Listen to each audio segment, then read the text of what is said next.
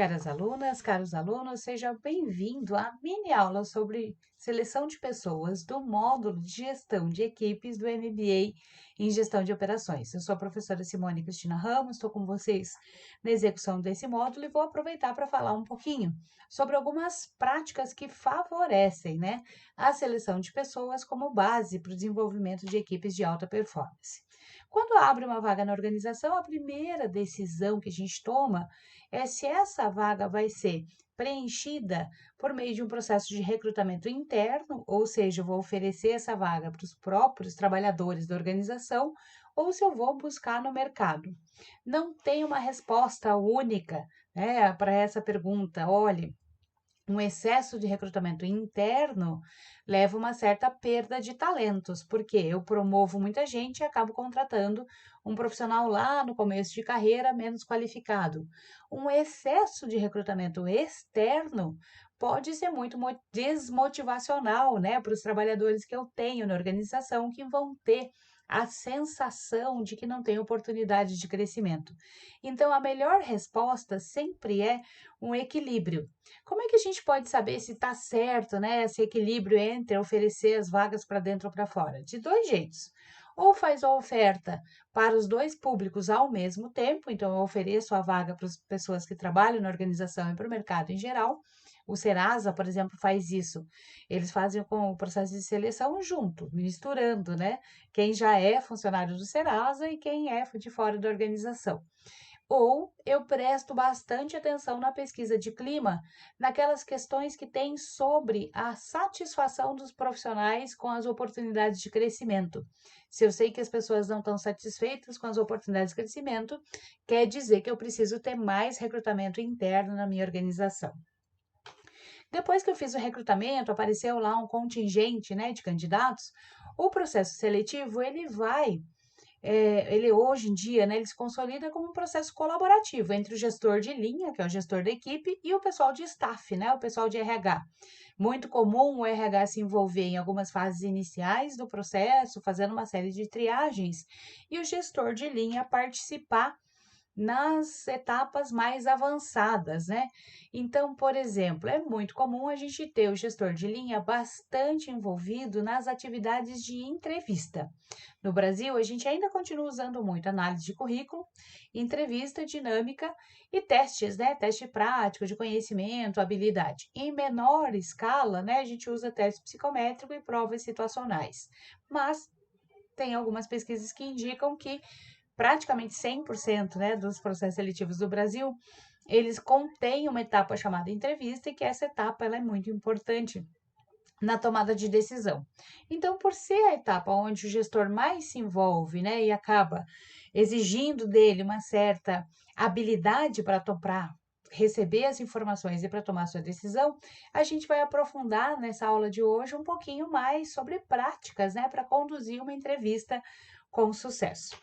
A primeira coisa, que eu vou recomendar para quem for conduzir uma entrevista é esquecer os clichês. Gente, clichê serve para tudo na vida, Tem gente que coloca algumas heurísticas na sua cabeça, assim, alguns conceitos e preconceitos que podem levar a não avaliar corretamente um candidato.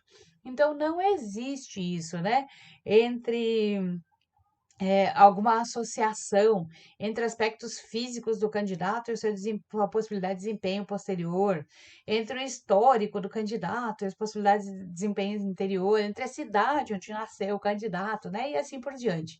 Então, evite, vou sugerir, vou recomendar fortemente que você, ao ir a um processo de entrevista, que você tente se despir ao máximo possível dos seus preconceitos e heurísticas que formou no passado, para ter oportunidade de olhar de verdade, para aquele candidato. E evite clichê também nas perguntas, Eu coloquei algumas ali, olha, o seu ponto forte, qual é o seu ponto fraco. Tem algumas perguntas que a gente faz para os candidatos, que estão aí nas áreas de RH.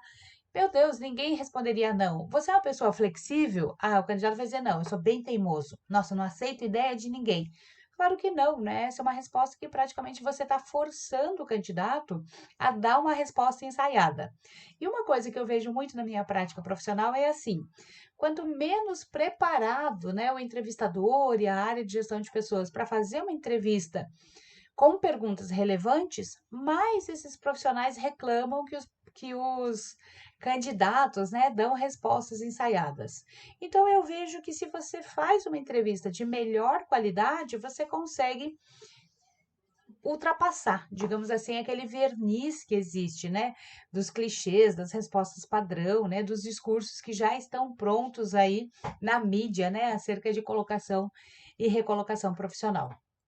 Para tentar superar essa gestão de imagem, né, onde o recrutador tenta projetar uma imagem super profissional e o candidato tenta projetar uma imagem daquilo que ele acha que o recrutador está esperando, né, ouvir dele, eu sugiro que a gente faça uma entrevista com algumas características um pouco diferentes, né, daquilo que a gente encontra na média aí das entrevistas do mercado.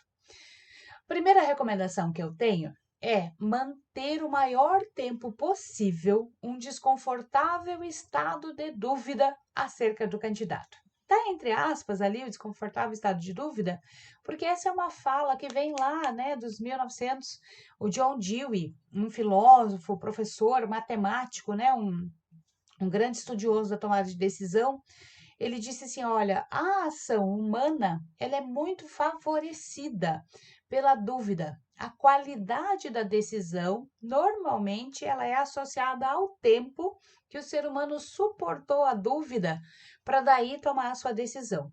Então, a minha sugestão para vocês é, no começo do processo, no começo da entrevista, no começo de tudo, não tome decisões, não faça julgamentos precipitados. Tente manter, né, todas as opções em aberto no decorrer do processo seletivo, porque você vai absorver mais informações e a tua decisão vai ser mais qualificada.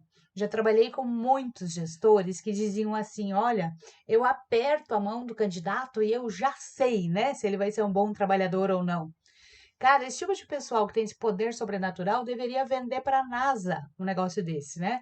Porque eu conheço o processo seletivo de astronauta e é super demorado, custa um montão, centenas de milhares de dólares. Se existe alguém que tem esse poder sobrenatural de olhar para uma pessoa e já saber tudo sobre a performance e o futuro dela, ela deveria vender esse dom, né? Bem caro. Para gente que é normal, né? Que não é sensitivo, o melhor é usar a nossa racionalidade para conhecer o máximo possível os candidatos e fazer uma comparação entre eles ao final do processo seletivo. Para poder fazer uma comparação entre os candidatos, recomendo fortemente que você tome notas, né, no decorrer da entrevista. Porque a primeira entrevista a gente tende a lembrar bem e as próximas elas vão se misturando. Então, para que você garanta, né, uma correta memória, digamos assim, dos pontos mais importantes da entrevista, faça anotações no decorrer do processo, anote palavras-chave, aquilo que você acha mais relevante e assim por diante. E recomendo fortemente que você use uma técnica comportamental para condução de entrevista que se chama storytelling, né? A contação de história. Ao invés de fazer perguntas clichês do tipo: você é uma pessoa flexível? Convide o candidato a contar as suas histórias em torno daquelas, né, características que te interessam mais, né, na gestão da sua equipe.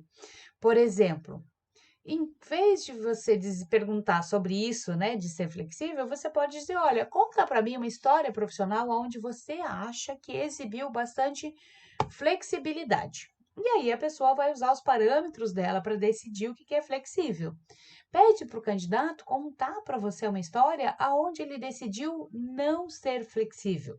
Porque aí ele vai ter que buscar lá no repertório, né, profissional dele alguma coisa onde ele disse, olha, desse limite aqui eu não vou, né? Não vou passar, isso aqui não vou flexibilizar e assim por diante.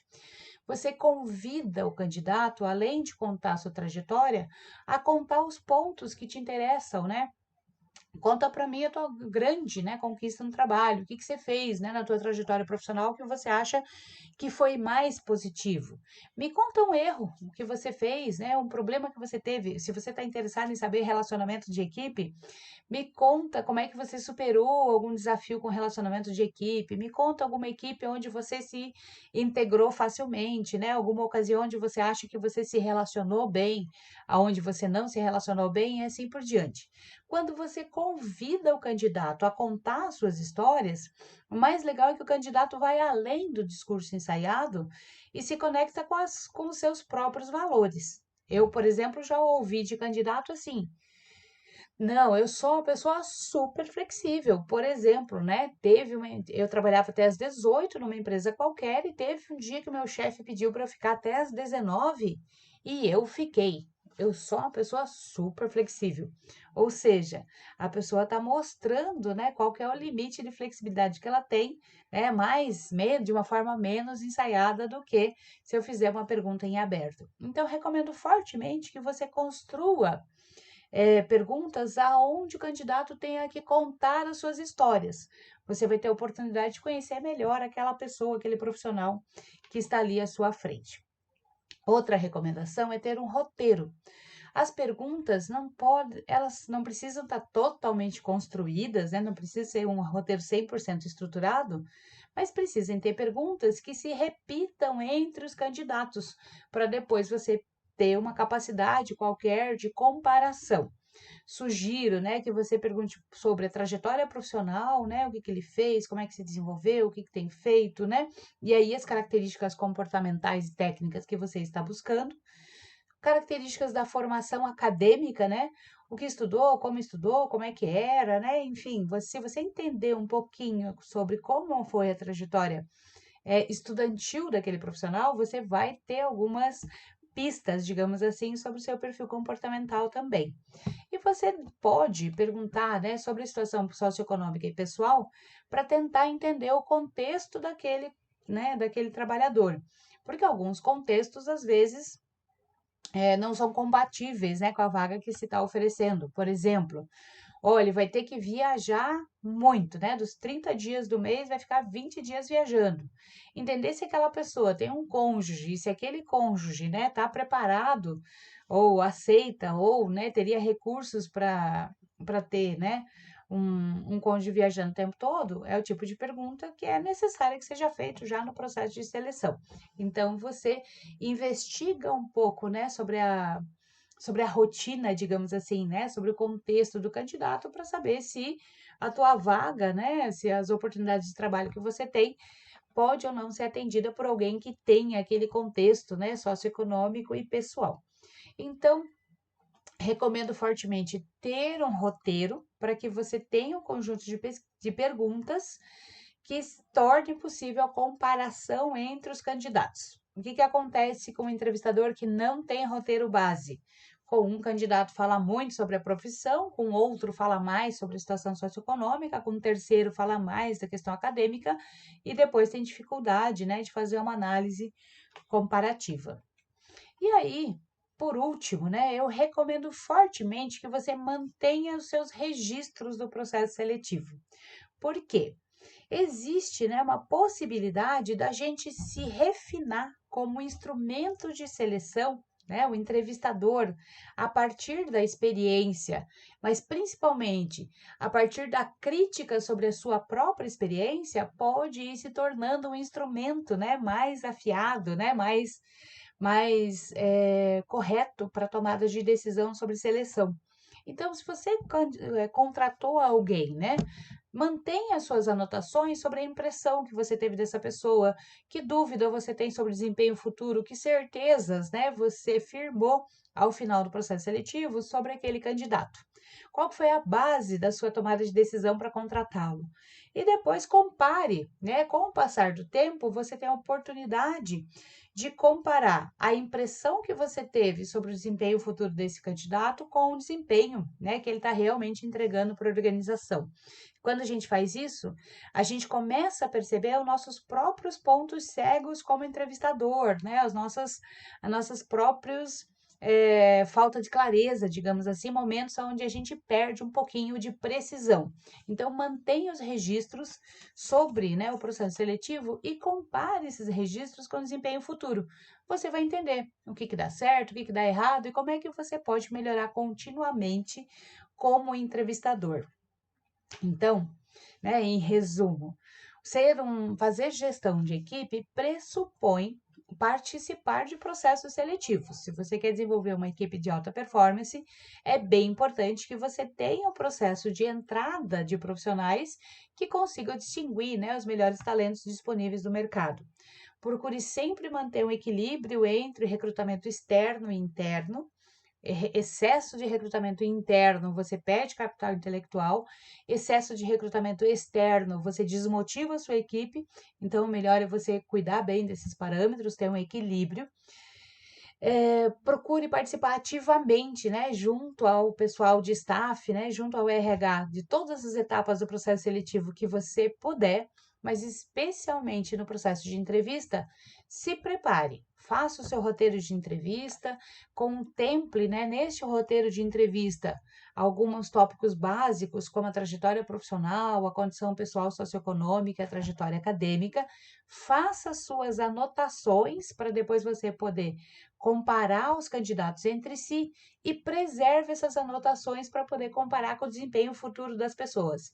Com o passar do tempo, você vai ver que, como entrevistador, você passa a ser um instrumento cada vez mais acurado e refinado.